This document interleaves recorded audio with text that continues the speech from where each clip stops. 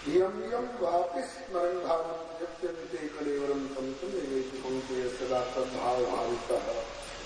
अंतिम समय में जाकी सूरत लगी है, जहाँ कहे कबीर सो पहुंचे तहाँ। कल आपने सुना ना, पुरंजन अंतिम समय में स्त्री का चिंतन करते शरीर छोड़ा, इसलिए अगले जन्म में स्त्री बना। ऐसे ही आज आप सुन रहे हैं, भरत जी ने अंतिम समय में हिरण की याद की, इसलिए अगले जन्म में इनको हिरण बनना पड़ा। वो शरीर छूटा भरत वाला और अगले जन्म में हिरण बनना पड़ा।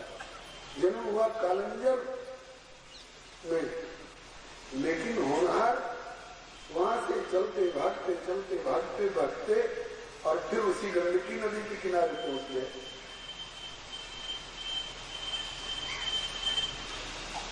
लेकिन हिरण के शरीर में जाकर के भी आप सोचेंगे कि संसारी विषयी प्रमादी प्रपंची को भी अपने वासना के अनुसार जन्म लेना पड़ता है, और एक भजना नंदी को भी अपनी वासना के अनुसार जन्म लेना पड़ा।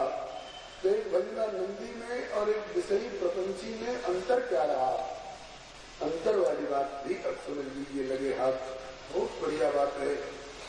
श्रीमद् भगवत गीता जी में भगवान श्री कृष्ण कहते हैं, नेहा विक्रम नाशोस्ति प्रत्युवायो न विद्यते स्वल्पमप्यस्य धर्मस्य त्रायते महतो भयात्।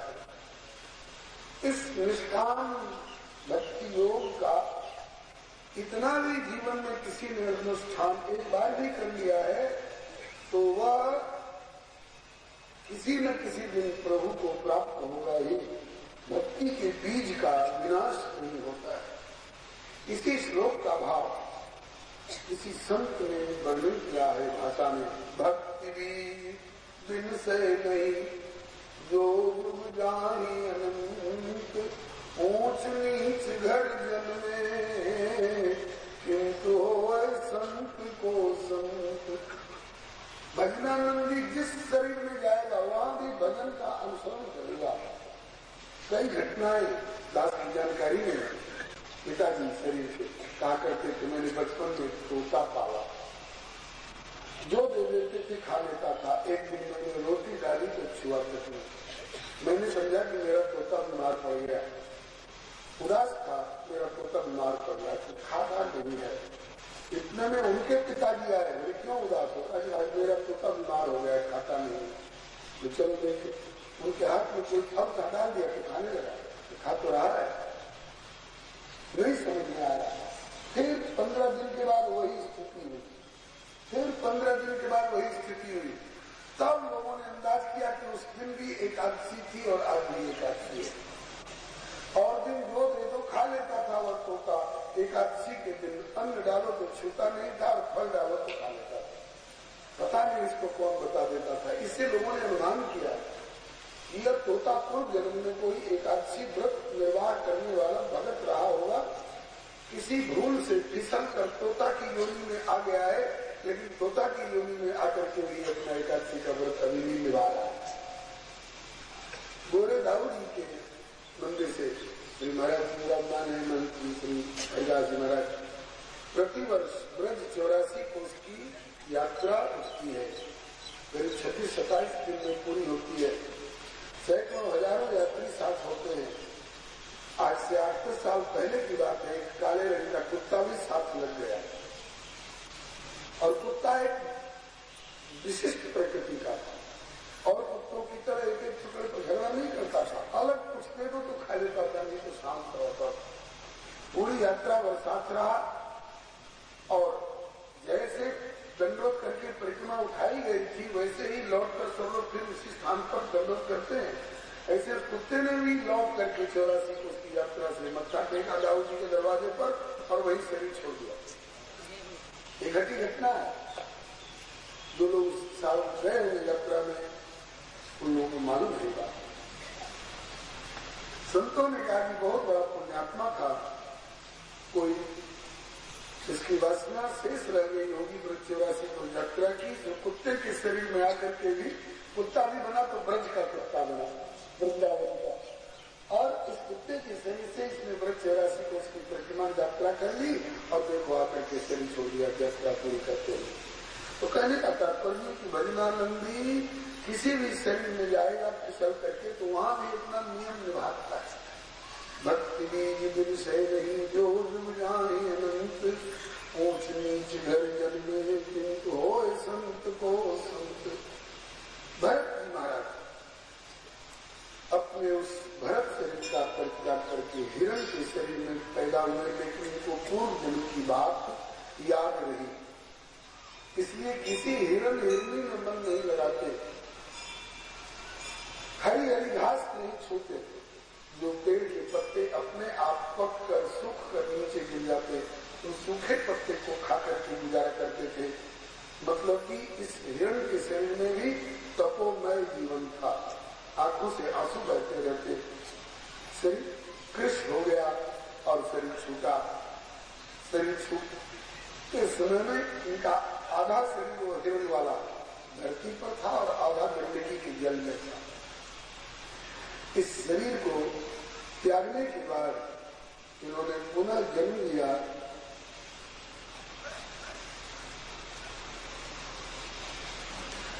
यस्तु तत्त्ववांस्तम परम भागवतम राजस्य प्रवरम भक्त शरीरम चरम शरीरेण विप्रत्वम गतवाहु।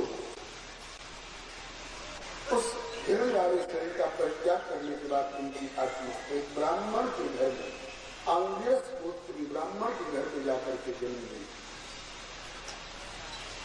लेकिन इस जन्म में भी इनको पूर्व जन्मों की बात याद रही, इसलिए जैसे कहावत है ना कि गर्म दूध से जिसका मुंह एक बार जल जाता है वो छाछ भी फूंक फूंक के पीता है।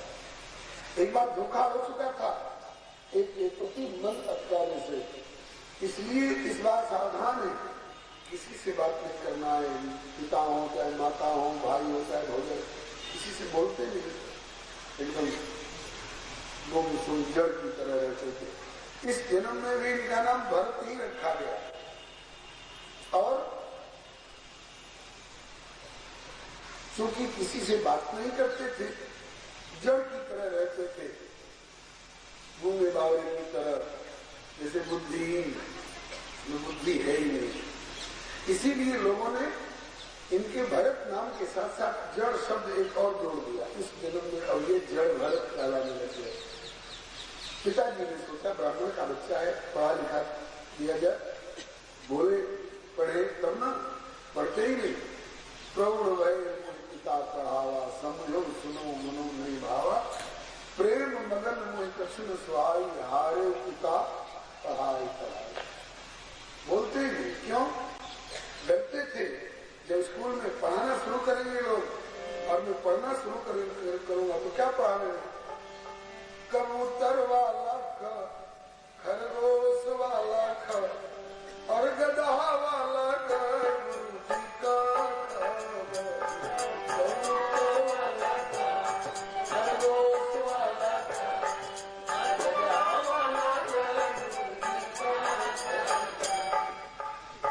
बाल पोथी में अक्षर बोध के लिए पढ़ाया जाता है ना, क से कबूतर, ख से खरगोश, ग से गधा, घ से घड़ी। सब बच्चे पढ़ते थे, ये नहीं बोलते, क्यों? कहीं क से कबूतर, ऐसे करते करते कहीं शरीर छूट गया तो कबूतर बनना पड़ेगा। एक बार धोखा हो चुका था ना, हिरण की याद करते करते हिरण बनना पड़ा बीच में। हम लोगों को चेतावनी देने के लिए घटना घटी है, और क्या, नहीं तो नहीं कल्याण के हम लोगों को चेतावनी देने के लिए घटना घटी है। क्या चेतावनी? बोले एक मृगा के कारण भरत धरी दुई दे, तो तुलसी तिनकी कौन गति, जिनके नाना में। जिनके चित्त का दामन कई जगह फंसा हुआ, लोग गीत गाते हैं, एक दिन के टुकड़े हजार हुए, कोई यहाँ गिरा कोई वहाँ गिरा। अरे एक दिन एक जगह फंस गया, दामन को ये हाल हुआ, और तेरे चित्त की वृत्ति के हजार वृत्ति होकर के हजार जगह फंसा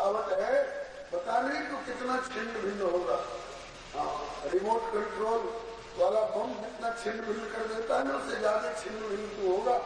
इसलिए अपनी चित्त वृत्ति को बिखेरो मत, समेट करके सबके ममता ताज बटोरी, प्रभु पद मने बांध बट डोरी। चलो मन की वृत्ति को बांधो, यदि कल्याण चाहते हो तो। फैलाव करने में कल्याण नहीं है, सिमटाव करने में कल्याण है, सिमट करके। उस दिन बताया गया था ना, जैसे अपना दे ही आपके सगरों से कछुआ बटोरी ले हो, ललना दुनिया से खींचे वैसे मनवा तब होए बुद्धि आया थी। मन को परमात्मा में लगाने की कोशिश करो। कथा कीर्तन पूजा पाठ जब तब ध्यान इसीलिए किया जाता है। मन को सब तरफ से हटाकर प्रभु की ओर लगाओ। अभी से अभ्यास करो, नहीं तो अंतिम समय में ठेकेदारी करोगे तो सीमेंट चूना किया जाएगी अंतिम समय में। और भगवत सेवा पूजा ध्यान पाठ करोगे, भगवान का ध्यान आएगा। इसलिए अभी से अभ्यास करो। हम लोगों को समझाने के लिए, चेतावनी देने के लिए घटना घटी है। एक मृगा के कारण भरत भरी दुई तुलसी तिनकी कौन व्यक्ति जिनके नाना ने। पिताजी नहीं पढ़ा सके इनको, पिताजी की मृत्यु हो गई, माता सती हो गई, भाई भौजाई के पल्ले पड़े, कौन बैठे रोटी पे, पढ़ता लिखता है नहीं, बैठे बैठे खाता है। चलो कोई काम बता दो, काम क्या करेगा, इसके पास दिमाग है थोड़ा जो काम करेगा। कहा कि ऐसा काम बताओ ना जिसमें दिमाग की जरूरत नहीं। हाथ में बुहारी पकड़ा दी, कई इशारा कर दिया, झाड़ू लगा रहे। ये पता नहीं कि कहां तक बुहार से है, न मने करे तो चाहे गांव भर बुहार से ही रह जाए। ये खेत गहरा है, पानी जमा हो जाता है, फसल सड़ जाती है। ये खेत ऊंचा है, इसमें पानी टिकता ही नहीं है, फसल सूख जाती है। एक काम करो, इसको इशारा कर दो, इसकी मिट्टी खोद के इसमें डाल। जो ऊंचा है वो खेत बन जाएगा, जो गहरा है वो भी खेत बन जाएगा बराबर। अभी खोद रहे हैं, फेंक रहे हैं, खोद रहे हैं, डाल रहे हैं। कितना खोदना कितना डालना इसका पता नहीं। इतना खोदा इतना डाला कि जो टीला था वही गड्ढा हो गया, और जो गड्ढा था वही टीला हो गया। अरे राम, सारा परिश्रम बेकार हुआ, इस लायक नहीं। क्या करें? तो कहा खेत में ज्वार बाजरे की फसल पक रही है, पक्षी आते हैं दाना चुगने के लिए। खेत में मंच बना दो, पर बिठा दो, 3 खाली पीपा बांध दो, इशारा करो, बजाते रहो, पक्षी उड़ेंगे, फसल सुरक्षित रहेगी। ये खेत के मंच पर बिठा दिए गए हैं, बजा तो रहे हैं, अब पक्षी उड़ रहे हैं नहीं उड़ रहे हैं, इनको कोई मतलब नहीं। क्यों उड़ा रहे पक्षी? हमने पक्षी बनाए कि हमने अनाज के दाने बनाए? हमने दोनों में से एक भी नहीं बनाए। पक्षी किसने बनाया? परमात्मा ने। दाने किसने बनाए? परमात्मा ने। बोले राम जी की चिड़िया, राम जी का खेत, खाए लो चिड़िया भर भर पेट। हमारा क्या जाता है? घर वाले इनसे उदासीन हो गए, एकदम निकलना है, किसी के लायक नहीं। कहाँ तक इसके पीछे पड़े रहेंगे? घर वाले इनसे उदासीन हो गए तो ये भी घर वालों से उदासीन हो गए। वही स्थिति आ गई, खुल गए दिशाओं के फाटक। कोई रोकथाम अब हमें नहीं, चाहे तो बरसों पड़े रहे, चाहे तो पल भर रुके नहीं। हम चंचल और अचल दोनों सत्संग संग को गए नहीं। हम शाहनुशाह निर्बंध सके सब सहने, कुछ भी सहे नहीं। क्या वही चिंता की मनवा बेपरवाह, जिनको कछु न चाहिए सोई शाम। ऐसी स्थिति को प्राप्त श्री भरत जी एक दिन कहीं मस्ती में पड़े हुए थे। एक जंगली भीलों का सरदार लुटेरा मनौती मान रखी थी, हे देवी भैया, हमारे संतान हो तो हम और लोग बकरा और भैंसा का बलिदान करते होंगे, हम बढ़िया आदमी का बलिदान करेंगे। ऐसे ऐसे हीन होते हैं, अपनी संतान प्राप्ति के लिए किसी की संतान को पकड़ के कत्ल कर ले। ऐसा करना नहीं चाहिए, लेकिन उनकी भावना ऐसी थी, उन्होंने मनौती मान रखी। एक आदमी पकड़ के लाए भी थे, लेकिन उसको की हत्या होने वाली है, रातों रात वो भाग गया था और उसी को खोजने के लिए उसके आदमी लोग निकले थे। खोज कहाँ, यहीं कहीं आसपास में छिपा होगा। वो तो मिला नहीं, भरत जी मिल गए। कहा दिया छो, वो तो दुबला पतला था, उससे भी और हत्या करता मिला। एक मस्त एक दिन उन्हें भटकते राह कहीं, देह गे परिवार आदि से विरत जिसे कुछ चाहिए, शत्रु मित्र सुख दुख आदि द्वंद्वों की जिसे परवाह नहीं, मुख प्रसन्न तन पुष्प हृदय आनंद सिंधु की आही। ऐसे भक्त जी को देख कर खुश हुए वो सब, इसी को लेकर उससे बढ़िया है देवी भैया इसका खून पीकर और खुश हो जाएंगे। उनकी ऐसी भावना थी। पकड़ के ले गए, नहीं पूछा आपने क्यों ले जा रहे हो, पकड़ के कहाँ ले जा रहे हैं, मुड़ मुड़ाया, नवाया, चंदन लगाया, पीले कपड़े पहरा, माला पहरा, तो खुशी नहीं हुई कि आज हमारी पूजा हो गई।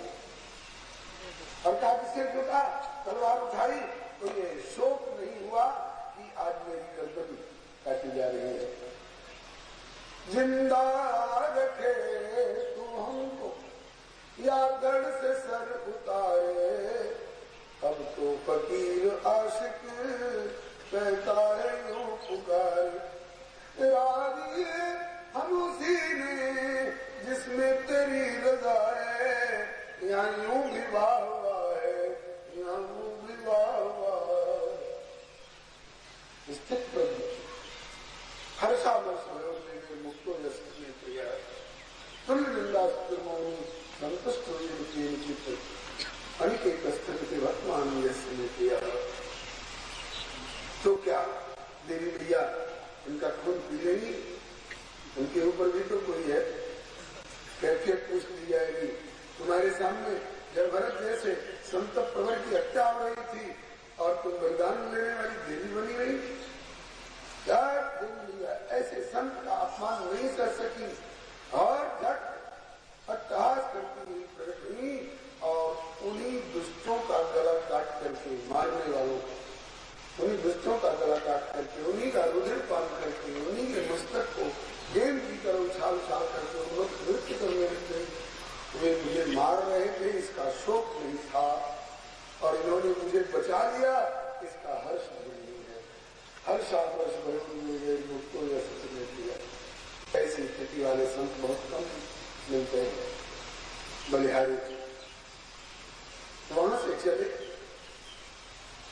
फिर कहीं सड़क के सहारे बस्ती में किसी पेड़ की छाया में अपना बैठे, अपने स्वरूप में मस्त। उसी समय सिंध सौवीर देश का राजा रघुगण सत्संग के लिए सिंध सौवीर देश से चल करके बंगाल की खाड़ी कपिल आश्रम की ओर जा रहे थे। कहाँ सिंध सौवीर देश? भारत के पश्चिमी सीमा पर। कहाँ? कपिल देव जी का आश्रम भारत के पूर्वी छोर पर बंगाल की खाड़ी। लेकिन राजा रघुगण जा रहे थे, इसलिए सत्संग के लिए। सत्संग ऐसी जरूरी वस्तु है क्या इसके लिए सिंध सौवीर देश से बंगाल की खाड़ी तक जा रहे हैं? हाँ जी, जैसे भोजन, भूख लगने पर भोजन की तलाश होती है, जैसे प्यास लगने पर पानी की खोज होती है, जैसे ग्रेजुएशन के बाद वांटेड कॉलम्स देखने की भूख जगती है, जैसे शीघ्रता की यात्रा करने के लिए गाड़ी लेट क्यों हो गई सिग्नल की ओर ताकते हैं। इतनी ही उत्कंठा पूर्वक अगर हम भगवान की ओर ताके तो भगवान का मिलना मुश्किल नहीं। तो ऐसे ही जब आत्म कल्याण की भूख जगती है तो सत्संग की खोज होती है, होनी चाहिए। 2 बार बता चुका हूं, तीसरी बार फिर 2 आपसे सुना दूं। बिन पानी भोजन बिना ये उदर मचाए क्रांति, ऐसे ही बिना भजन सत्संग के मिले न मन को शांति। आत्मा की खुराक है। इसलिए राजा रघुगण सिंध सौवीर देश से चल करके और कपिल आश्रम की ओर जा रहे थे। संयोग की बात, होनहार की बात, उनके पालकी से जा रहे थे, ये भूल हो रही थी। सत्संग के लिए जा रहे हैं, पालकी पर चढ़ के जा रहे हैं, भूल हो रही थी। क्यों? संत मिलन को जाइए तो तज ममता अभिमान, तो पग पग पर फल हो गए कोटिन यज्ञ समान। पैदल जाना चाहिए था इनको, राजा है तो क्या, सत्संग के लिए पैदल चाहिए था। चलो, जिस पालकी से ये जा रहे थे उस पालकी को ढोने वाले कई मजदूर कहां, उनमें से एक बीमार पर एक और मजदूर कहीं से खोज के इसमें जोता जा। तो पहले के राजा लोग, जमींदार लोग किसी अट्टे कट्टे व्यक्ति को पकड़ के जोत देते थे, चल कुछ दे दिया जाएगा, खिला दिया जाएगा। इसको बेगार की सेवा कहते थे। बेगार में किसको जोता जाए, और कोई मिला नहीं। भरत जी दिखाई पड़ गए। भरत जी को पकड़ के मजदूरों ने जोत दिया, चल खाने बैठा पालकी दो। एक बार भी नहीं बोले कि मैं महात्मा हूं। आजकल वाले होते हैं ना, तो कहते हैं कि मैं तो महामंडलेश्वर हूँ, कि मैं योगीराज हूँ, कि वेदांताचार्य हूँ, कि जगत गुरु हूँ, कि विश्व गुरु हूँ, कि ब्रह्मा हूँ। जिस स्तर के संत हैं, सारी उपाधियां इनमें निहित हो सकती है, सर्वोपमा योग्य हो, लेकिन ये नहीं बोले कि मैं महात्मा हूं, मैंने कभी पालकी नहीं ढोई है। ग्वालियर वाले, करल वाले बाबा कहते हैं, पहले के संत अपने को छिपाते थे और अब के लोग छपाते हैं। पोस्टरों में छपाते हैं, बैनरों में छपाते हैं, अखबारों में छपाते हैं, पत्रिकाओं में छपाते हैं, और अब तो दूरदर्शन पर आ जाए तो लगता है बैकुंठ मिल गया, भगवान मिल गया, चाहे जितना भगवता। तो ये अपने को छपाने वाले संतों में से नहीं है, अपने को छिपाने वाले संतों में से। नहीं बोले कि मैं महात्मा हूं, पालकी में ढोड़े, और सोचा कि हो सकता है पूर्व जन्म का इसका कुछ कर्ज मेरे ऊपर रहा हो, कर्ज उतर जाए तो अच्छा है, थोड़ी सेवा कर दें। बिना बोले पालकी में लग गए, ढोने की आदत थी नहीं। रास्ते में सामने से चेटी चेटा गिजाई क्या का झुंड दिखाई पड़े ना, तो छलांग भर दे कि पांव के नीचे दब के मर न जाए। संतों का चलना, बोलना, खाना, पीना, जीना, मरना सब लोकोत्तर होता है। एक बार पुराना भजन गुरु जी गाया करते थे, तुलसी मगन भय हरि गुण गाय के,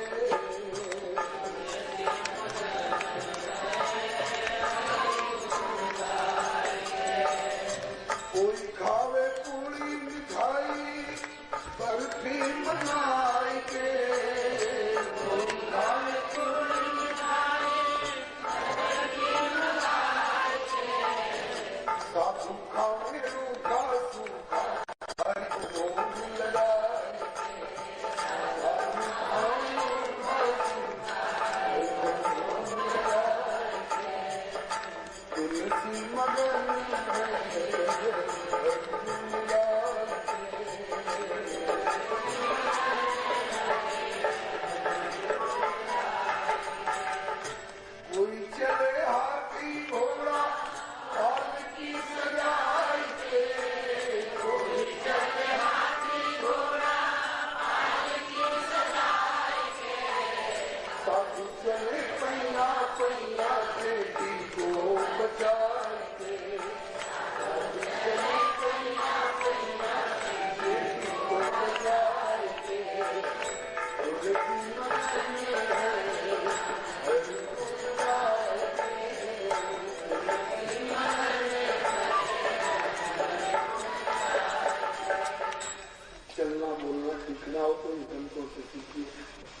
doctor sir Radha Krishna Sarvepalli sir Radha Krishna कहा करते थे आज के वैज्ञानिकों को, कहते थे कि तुम लोग कहते हैं कि उन्नतिशील है, प्रगतिवादी है, क्या उन्नति की है तुमने?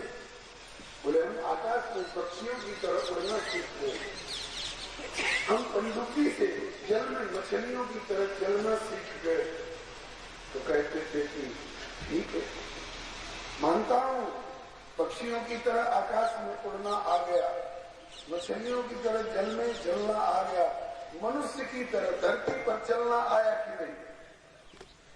अगर नहीं तो तुम मनुष्यता से उतरकर पशुता की ओर जा रहे हो।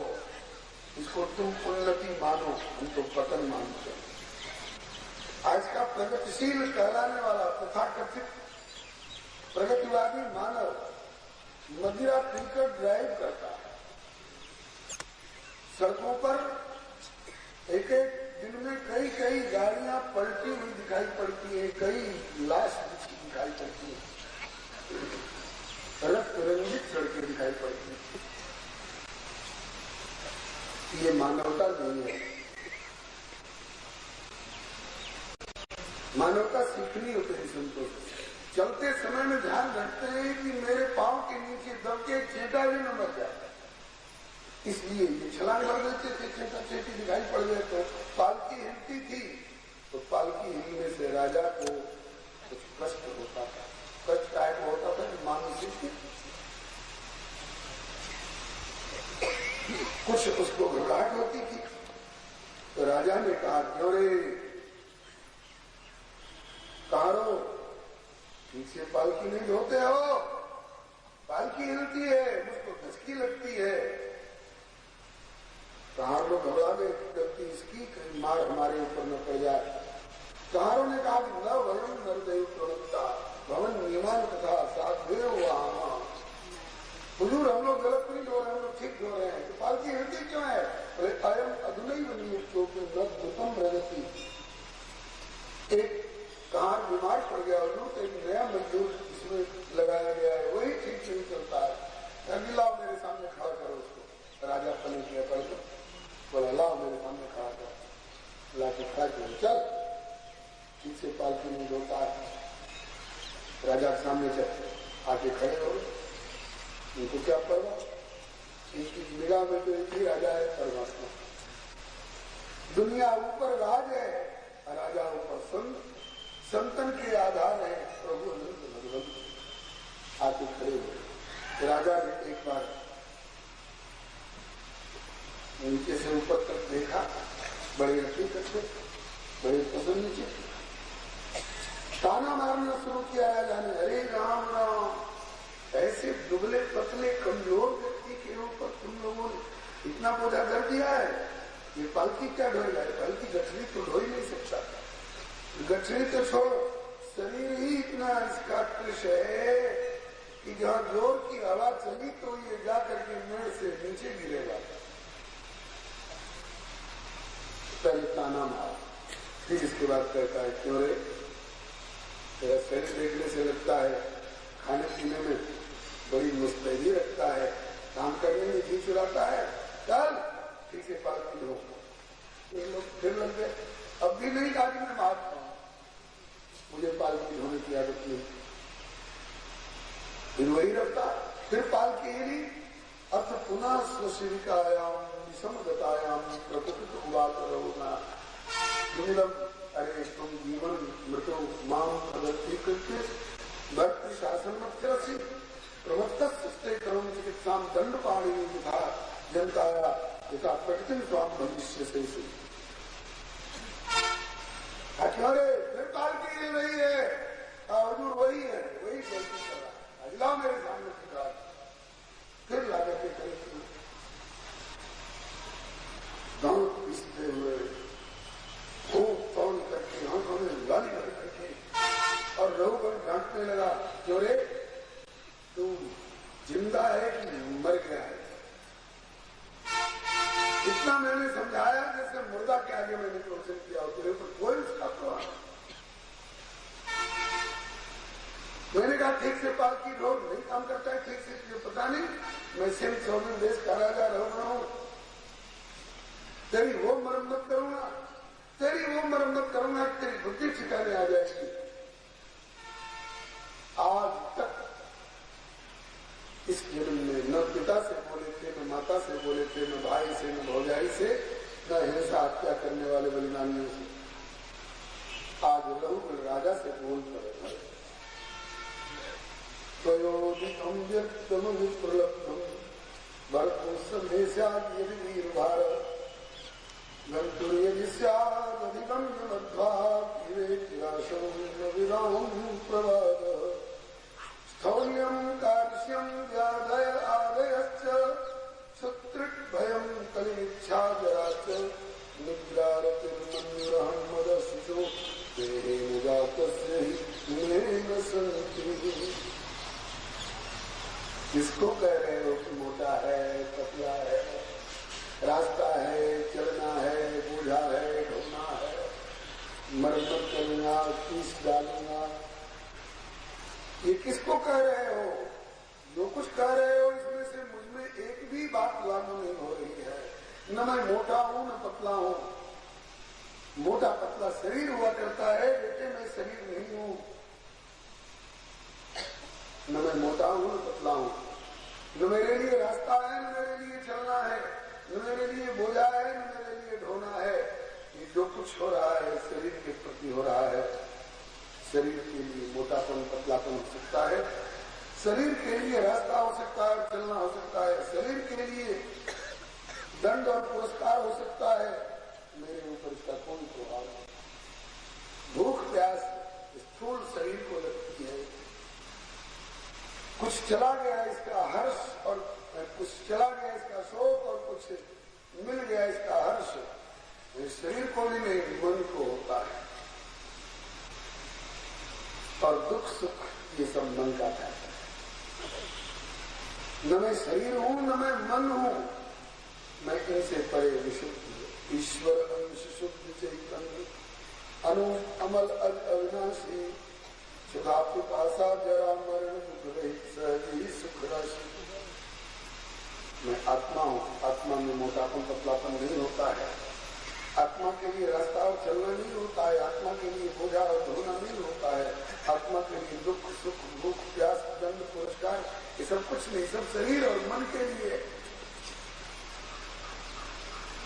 और ये जो तू कह रहा है कि पीस डालूंगा, तेरी वो मरम्मत करूंगा कि बुद्धि ठिकाने आ जाएगी, ये तेरी धमकी ऐसी ही है जैसे किसी पिसे पिसाए आटे को कोई धमकी दे कि ये पीस डालूंगा।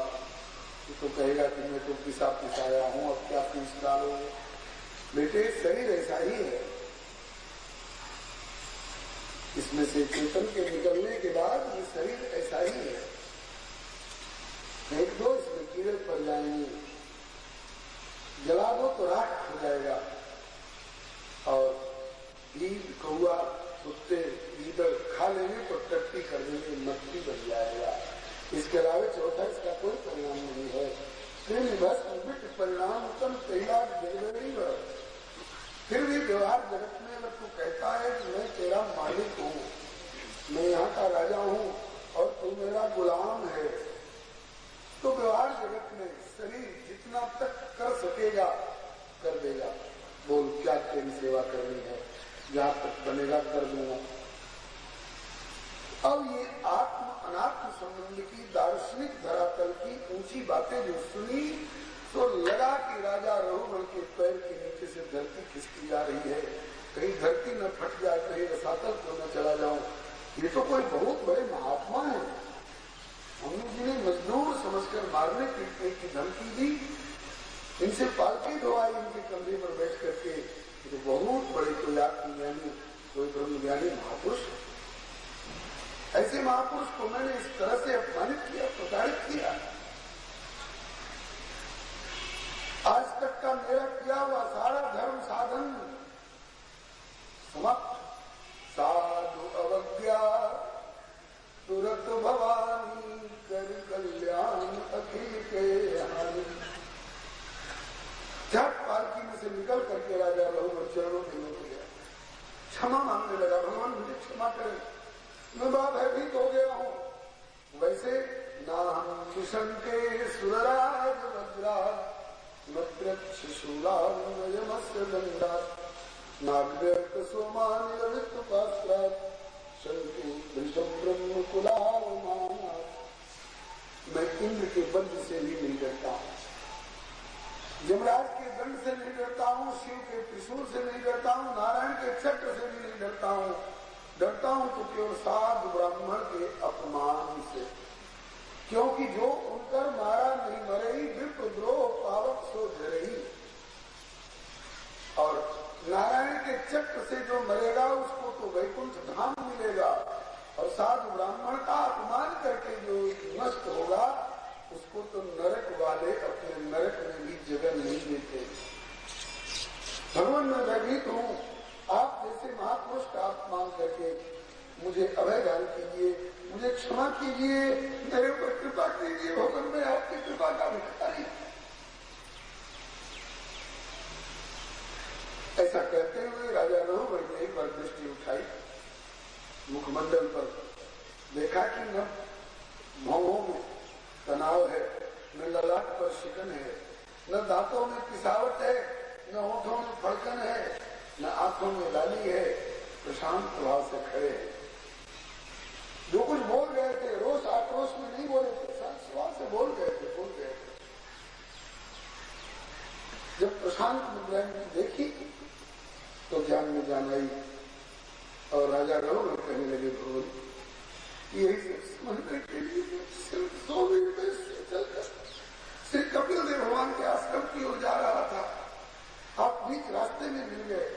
आप कपिल देव जी हैं कि ऋभु हैं कि अंगिरा हैं कि व्यास हैं कि वशिष्ठ हैं, इस रूप में कि ऋषभ देव हैं, कौन है? अपने स्वरूप को छिपाए हुए और स्वच्छ विचरण कर रहे।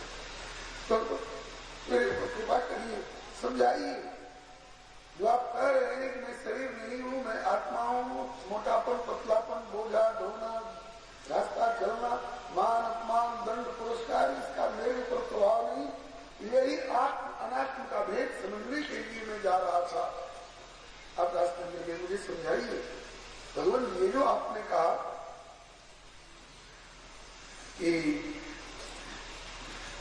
मैं शरीर नहीं हूँ, मुझ में मोटापन पतलापन नहीं है, मोटापन पतलापन शरीर में होता है, रास्ता और चलना शरीर के लिए होता है, बोझा और ढोना शरीर के लिए हो सकता है, दंड और पुरस्कार शरीर के लिए हो सकता है, आत्मा पर इसका कोई प्रभाव नहीं है।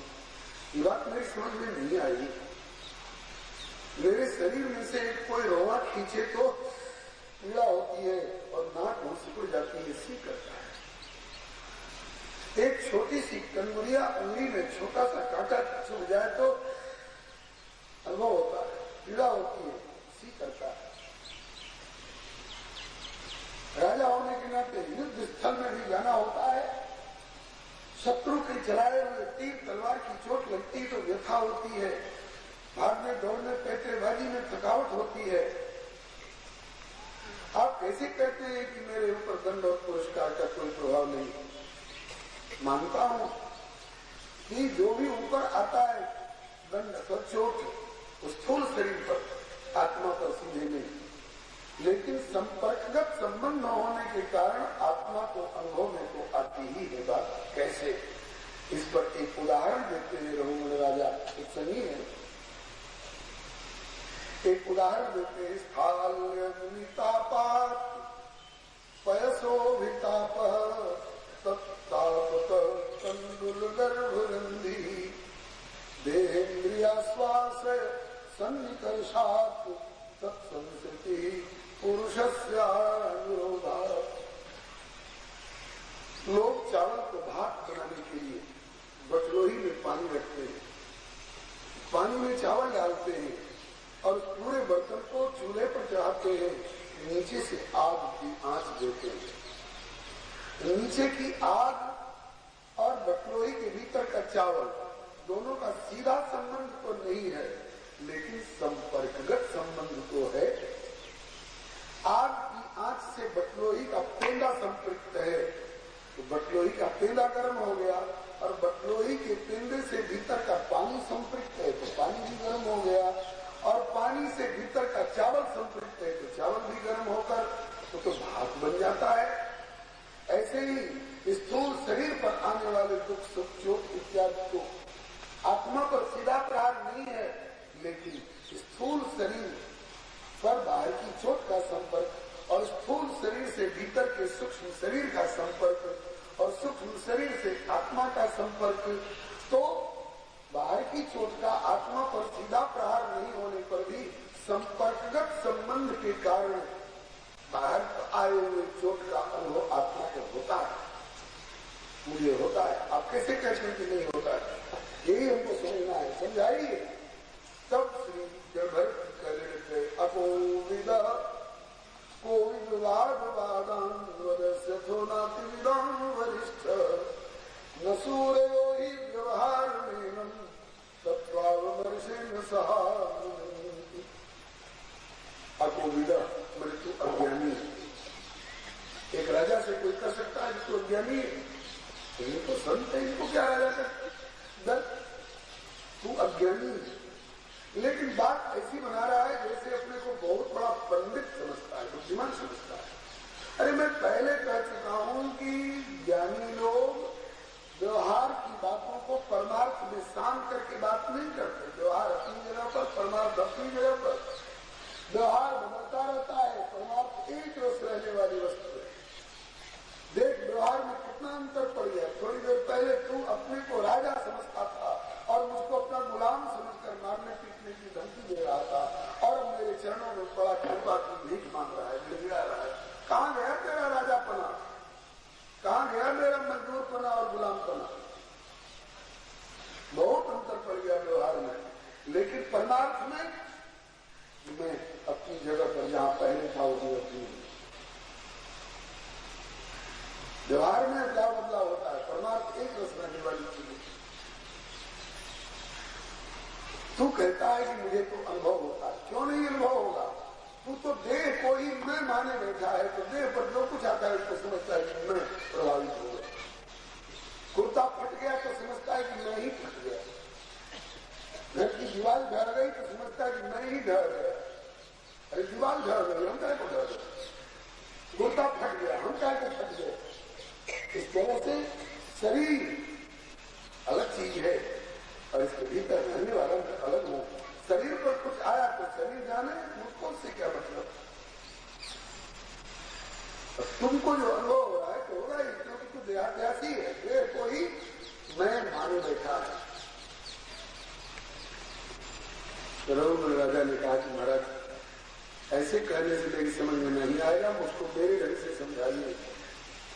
तब श्री जड़भरत जी ने समझाया, मान ले तू किसी कारणवश जंगल में चला गया।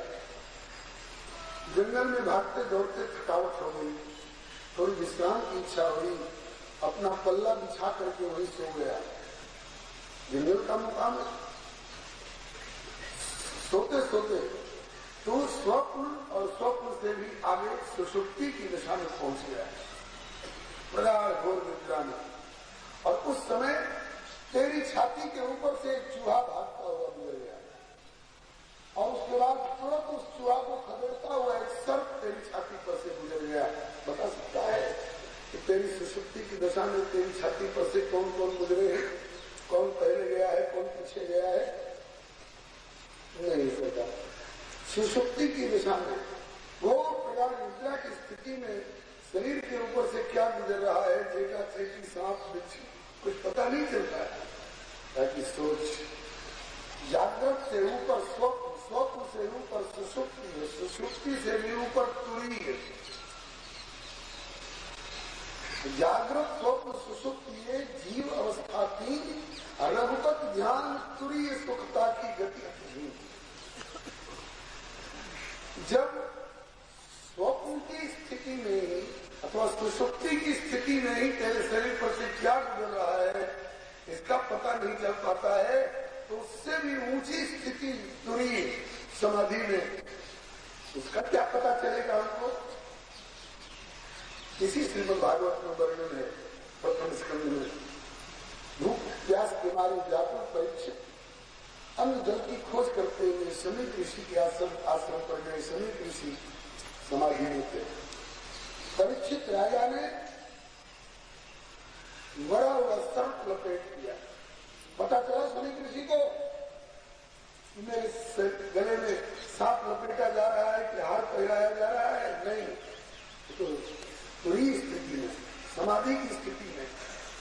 तुमको शरीर पर गुजरने वाले से क्या मतलब? इस कलयुग में स्वामी विवेकानंद जी के गुरु स्वामी रामकृष्ण देव परमहंस समाधि में थे। किसी ने उनकी सच्ची समाधि है कि कच्ची समाधि है जांच करने के लिए जलती हुई चिलम उनकी पीठ पर चिपका दिया। छाले फुफोले निकल आए, लेकिन उनको पता नहीं चला कि मेरी पीठ पर क्या क्रिया हो रही है, उसकी क्या प्रतिक्रिया हो रही है। सर्वगुण राजा बोले कि भगवान होता होगा समाधि में ऐसा, हमें तो समाधि का अनुभव नहीं, हमको हमारे ढंग से समझाइए ना। तब कहा कि अच्छा तुमने ऐसा कोई शरीर देखा है जिसमें से आत्मा निकल चुकी है? हाँ महाराज देखा है। उसको क्या कहते हैं? मुर्दा कहते हैं, लाश कहते हैं। उसको क्या करते हैं लोग? बोले कफन में लपेटते हैं, अर्थी पर रखते हैं, रस्सी से बांधते हैं, ऊपर से रेशम और मखमल और अबीर और गुलाल और फूल और माला और अगरबत्ती खूब सजावट करते हैं। श्मशान में ले जाकर के चिता सजाते हैं, 10 मन लकड़ी खोज कर उस पर उस शरीर को रखते हैं, फिर 5 मन लकड़ी उसके ऊपर से और रखते हैं और फिर उसमें आग लगाते हैं। तो आग लगाने पर तो वो जलने लगता है। तो ऐसा क्यों नहीं करता? करता है क्या? नहीं करता। क्यों नहीं करता? उसमें चेतन तो है ही नहीं, चेतन तो निकल चुका है।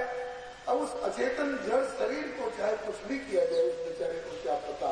ताकि बस बेटा मुझमें तुझमें यही फर्क है कि तू शरीर में से निकलने के बाद आत्मा को चेतन और शरीर को जड़ समझेगा, और मैं रहते हुए ही शरीर को जड़ और आत्मा को चेतन समझे बैठा हुआ।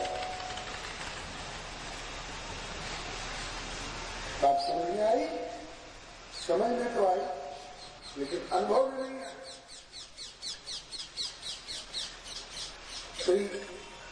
गर्भरत जी ने कहा एक मिट्टी के ढेले पर दूसरा मिट्टी का ढेला रख दो, उस पर तीसरा मिट्टी का ढेला रख दो, तो ऊपर वाले ढेले के बोझ से नीचे वाला ढेला रोता देखा है कभी तुमने? तो ढेला तो क्या रोएगा? ताकि इसी तरह से बेटे मैं समझ रहा हूं, एक मिट्टी का ढेला मेरा यह पार्थिव शरीर है, उस पर दूसरा मिट्टी का ढेला पार्थिव विकार लकड़ी अथवा सोने चांदी का बना हुआ तेरा है पालकी कहलाने वाला ढेला है, और उस पर तीसरा ढेला मेरा पार्थिव शरीर बैठा है। ढेले को ढेला ढेला है, मैं काय को रोऊंगा, मैं काय को हर्ष और शोक मनाऊंगा?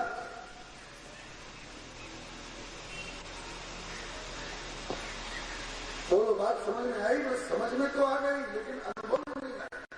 अनुभव में कैसे आएगी? घर छोड़ दूं तो अनुभव में आ जाएगी? बोले कोई जरूरी नहीं है।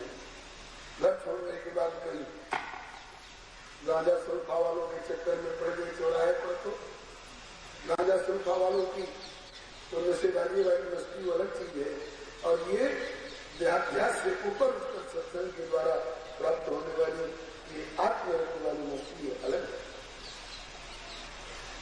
चारों वेद पढ़ लूं तो ये नशा प्राप्त हो जाएगी, ये कोई जरूरी नहीं। रावण की तरह कहीं विवेकता का अहंकार चढ़ बैठा तो तपस्या करो, तपस्या से ये स्थिति प्राप्त हो जाएगी, ये कोई जरूरी नहीं। तपस्या करके जागरी ऋषि की तरह कहीं बगला को भस्म करते हुए प्रदर्शन करते फिरने लग गए तो आखिर महाराज ये बात ये स्थिति कैसे प्राप्त होगी? तो बोले कि रहो गए तप तपसा नयाति बचे गया निर्वपणाद्या न छंदसा नैव जला विसुर्जै विना महत्पाद रजोभिषेकम। ऐसी स्थिति चाहता है तो उन संतों की खोज कर जिनको ऐसी स्थिति प्राप्त हो चुकी है, ऐसे किसी संत के चरण रज में अपना अभिषेक कर। देहातों में आग नहीं होती है, देहातों में घर घर में दियासलाई नहीं होती है। गरीबों के यहाँ जब चाहो तब लाइटर अथवा दियासलाई से 2 मिनट में, अभी गैस का चूल्हा है, अभी 2 मिनट में चाय बनती है, जब चाय बुझा दिया, जब चाय जला दिया। इतनी दियासलाई का खर्च देहात का गरीब किसान नहीं झेल सकता है। लेकिन रसोई के लिए आग दोनों समय चाहिए, सवेरे भी शाम को भी। घर में गैस लाई है नहीं, लाइटर है नहीं, तो आग आएगी कहां से? तो आज के लोग क्या करते हैं लकड़ी का गोबर का कंडा सूखा ले करके घर से बाहर निकलते हैं और चारों तरफ देखते हैं कि किसके छप्पर में से धुआं निकल रहा है, तो समझ जाते हैं यत्र धूमस प्रबंधनी, या धुआं निकल रहा है कि घर में जरूर आग है, कहते हैं। और पूरी दादी पूछती कहोगे कि कैसे आई? ताकि दादी थोड़ी आग चाहिए, रख कंडा है, निकाली चिमटी से आग जलने का, उसके घर में आग पहुंच गई। मतलब कि हमें आग चाहिए तो वहां जाना पड़ेगा जहां पहले से आग प्रज्वलित। हमें पानी चाहिए तो वहां जाना पड़ेगा जहां पहले से बोरिंग करके कुआं से निकाल करके पानी जलहरी में रखा हुआ, गए ओक भरे और पी करके चले आए। इसी तरह से हमको ये ज्ञान की अनुभव की स्थिति चाहिए तो ऐसी जगह जाना पड़ेगा जहां ऐसी स्थिति से अनुभव से संपन्न ज्ञानवान संत हो, संतों के पास जाना पड़ेगा। घर बैठे ये स्थिति नहीं प्राप्त होगी।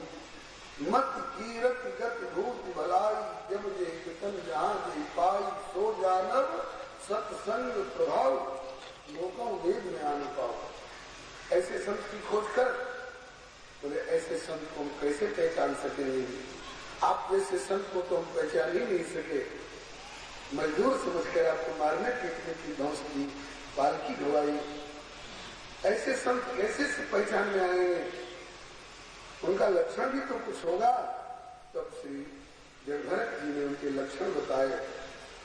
बोले कि यत्रोत्तम श्लोक गुणानुवाद प्रस्तूयते ग्राम्य कथा विघात निषेधमानुविनन्दमुक्षो मतिं सती यच्छति वासुदेवे। यत्रोत्तम श्लोक गुणानुवाद प्रस्तूयते ग्राम्य कथा विघात। वहां दुनियादारी की कोई चर्चा कभी होती ही नहीं है।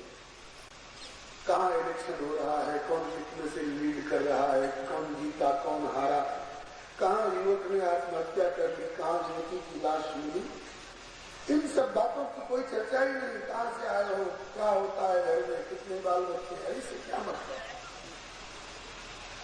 जहाँ केवल भगवान होगा, मित्र हरि कथा हो तुझ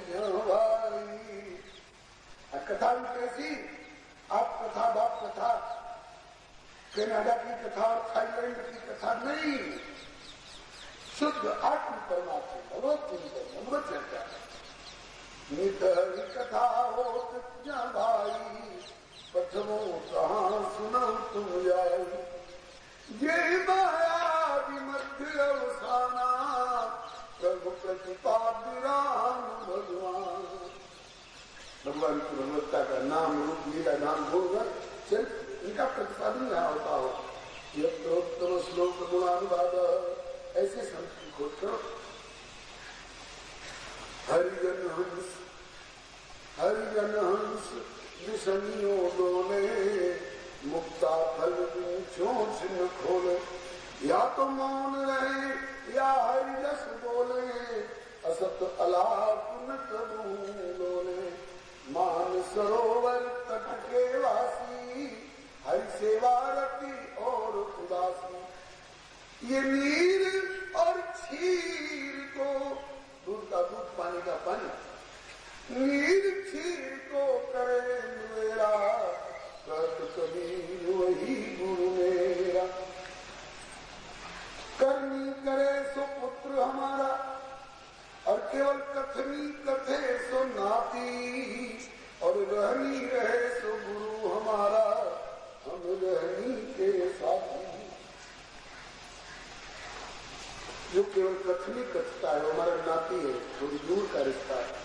और कथनी के साथ साथ जो प्रैक्टिकल में कुछ करनी भी करता है वो हमारा पुत्र है, हमारा वसीयत का अधिकारी है, हमारा उत्तराधिकारी। और जो कथनी और करनी से भी ऊपर जो रहनी रहे तो गुरु हमारे, हम रहनी के साथ। ये रहनी क्या चीज है?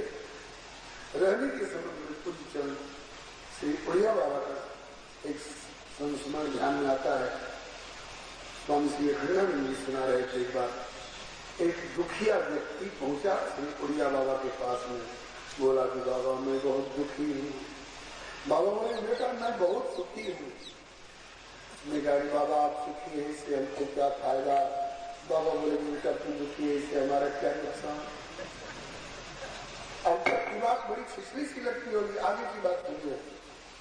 उसने कहा कि बाबा मैं ये जानने के लिए आया हूं कि मैं सुखी कैसे होऊंगा। बाबा बोले कि मेरे पास आ जाओ तो सुखी हो जाओ। कहा कि आपके सामने बैठ के बात कर रहा हूं, अभी आपके पास नहीं पहुंचा हूं। सुनना, तेरा शरीर मेरे शरीर के पास जरूर पहुंचा है, लेकिन मैं जहां हूं वहां अभी क्यों नहीं पहुंच पाया है? वो इसको रहने पड़ती।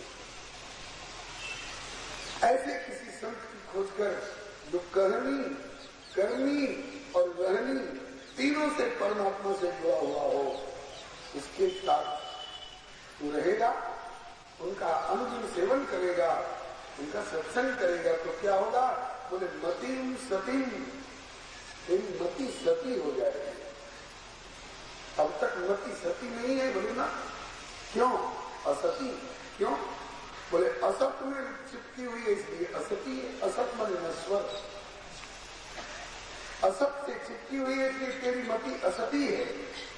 और सत स्वरूप परमात्मा से जब चिपक जाएगी तब तेरी मति सती हो जाएगी, और सत्संग से ही संभव है। तब क्या होगा? बोले मति सती यच्छति वासुदेव, फिर मति सती होकर परमात्मा में लग जाएगी और फिर ये शरीर के ऊपर क्या बीत रही है इसका कुछ पता ही नहीं चलेगा, इसको भी यह स्थिति प्राप्त हो जाएगी।